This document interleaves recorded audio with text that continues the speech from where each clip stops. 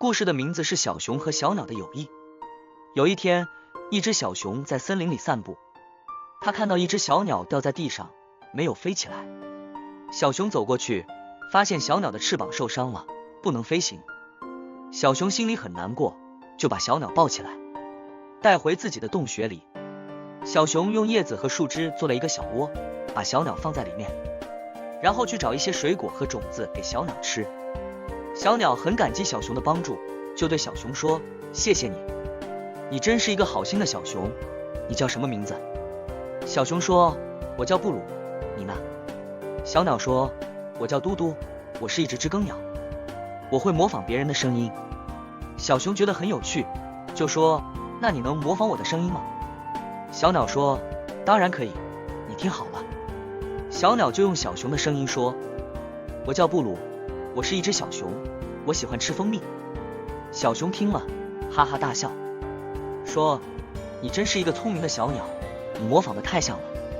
就这样，小熊和小鸟成了好朋友，每天一起玩耍，一起聊天，一起分享食物。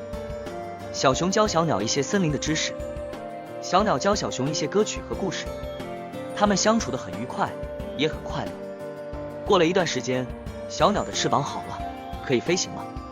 小鸟对小熊说：布鲁，你真是一个好朋友，你救了我的命，也给了我一个家，但是我想回到天空，和我的同伴一起飞翔，你能理解吗？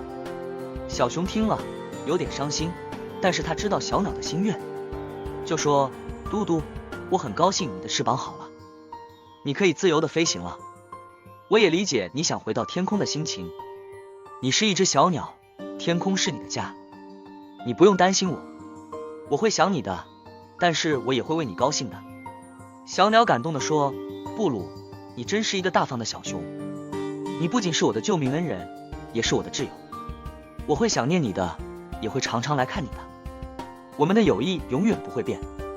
小熊和小鸟相拥而别，然后小鸟展开翅膀，飞向天空。小熊看住小鸟的身影，眼里有泪光，但是嘴角也有微笑。他知道，他和小鸟的友谊是真挚的，是不会因为距离而改变的。他相信，他们还会再见面的。那时候，他们还会一起玩耍，一起聊天，一起分享食物。他们的故事也会传遍整个森林，成为一个美丽的传说。故事结束。故事结束。